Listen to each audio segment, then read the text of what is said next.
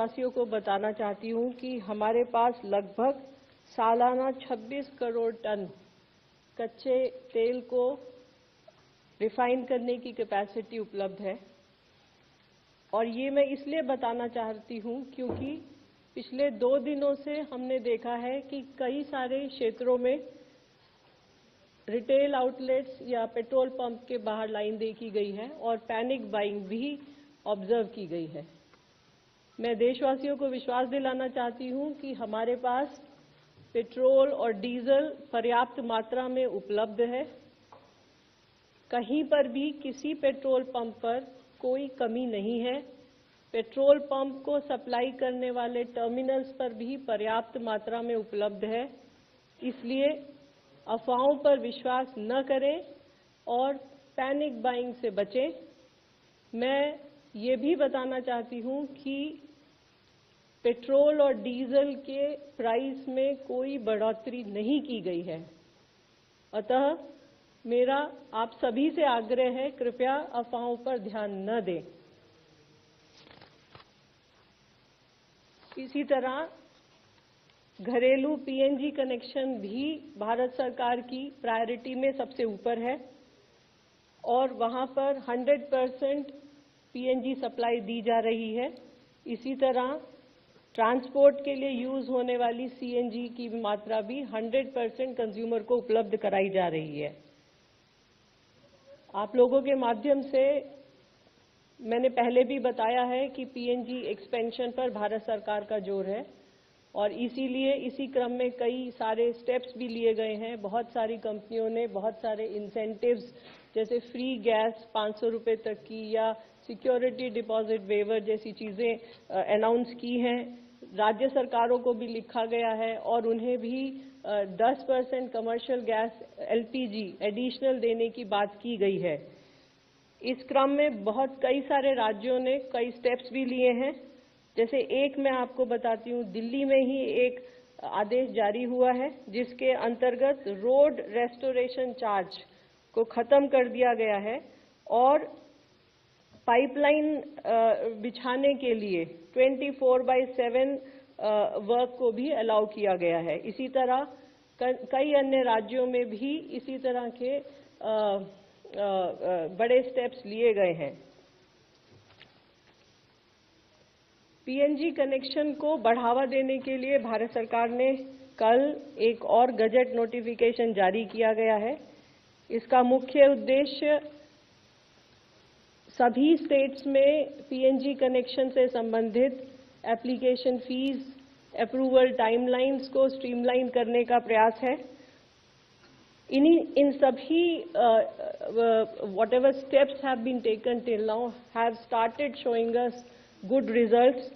पिछले लगभग 25 दिनों में 2.5 लाख नए कनेक्शन दिए गए हैं। इसके अलावा लगभग 2,20,000 ऐसे कंज्यूमर्स हैं जो एलपीजी से पीएनजी पर शिफ्ट हुए हैं।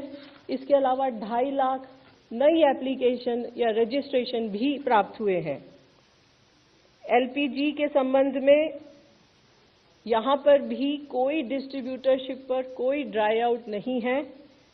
ऑनलाइन बुकिंग अच्छी है, लगभग 92%। पैनिक बुकिंग तो नहीं कहूंगी, लेकिन बुकिंग का लेवल जरूर ज्यादा है, लेकिन डिलीवरी पूरी तरह सामान्य है। जैसा कि मैंने पहले बताया कि 21 तारीख को भारत सरकार ने कमर्शियल एलपीजी का क्वांटिटी 20% से बढ़ाकर 50% किया और उसमें भारत सरकार ने सभी स्टेट गवर्नमेंट से रिक्वेस्ट किया कि dhaba, hotel, industrial canteen, community kitchens या कैंटीन्स, सब्सिडाइज्ड कैंटीन्स जो राज्य सरकार या लोकल बॉडीज चलाती हैं, उन सभी को प्रायोरिटी दी जाए। इसके अलावा जो माइग्रेंट लेबर हैं उनको भी 5 किलो के सिलेंडर देने में प्रायोरिटी की जाए।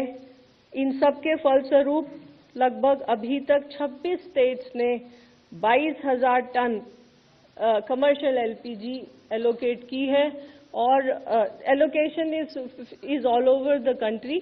जहां पर राज्य सरकार ने एलोकेट किया है वो भी है इस क्वांटिटी में, और जहां हमारी ऑयल मार्केटिंग कंपनीज दे रही हैं वह मात्रा भी इसमें सम्मिलित है।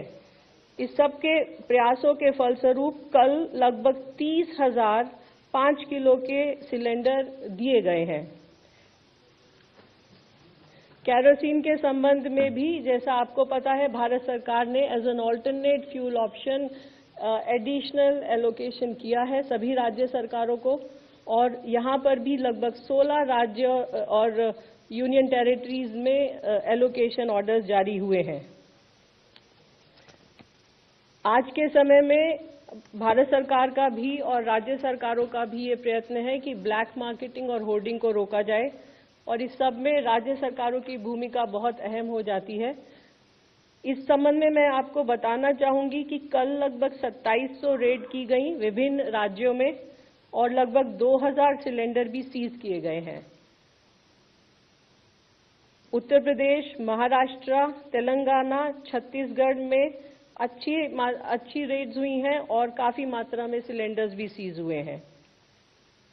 इसके अलावा ऑयल मार्केटिंग कंपनीज के ऑफिशियल्स के द्वारा भी सरप्राइज इंस्पेक्शन जारी हैं। अभी तक लगभग 290 शो कॉज नोटिस इशू किए जा चुके हैं। आखिर में आप सभी के माध्यम से मैं देशवासियों से दोबारा प्रार्थना करना चाहूंगी, अपील करना चाहूंगी कि अफवाहों पर विश्वास न करें। हमारे पास पर्याप्त मात्रा में ईंधन मौजूद है और उन तक ईंधन पहुंचाने के लिए भारत सरकार हर स्तर पर प्रयत्नरत है। धन्यवाद।